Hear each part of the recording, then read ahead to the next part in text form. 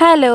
ഇന്ന് രാവിലെ തന്നെ ഞാൻ ഒരു സ്ഥലം വരെ പോവാണ് കേട്ടോ. വേറെ ഒരിടമില്ല, ഞാൻ ഇന്ന് എൻ്റെ കസിൻ സിസ്റ്ററിൻ്റെ കൂടെ ട്രിവാൻഡ്രം വരെ പോവാണ്. ഇതാണ് ഹൈസ് ബേബി. ഇത് ഐഷുൻ്റെ മോളാണ്. എന്നിട്ട് നമ്മൾ വീട്ടിൽ നിന്ന് ഇറങ്ങി. എന്താണെന്നറിയില്ല, നമ്മൾ എവിടെ പോകാൻ ഇറങ്ങിയാൽ എന്തെങ്കിലും തടസ്സം വരുമെന്ന് പറഞ്ഞാൽ രാവിലെ നല്ല മഴയായിരുന്നു. പിന്നെ നമ്മളൊന്നും നോക്കിയില്ല, രണ്ടും കൽപ്പിച്ച് മഴയത്ത് തന്നെ അങ്ങോട്ട് യാത്ര തിരിച്ചു.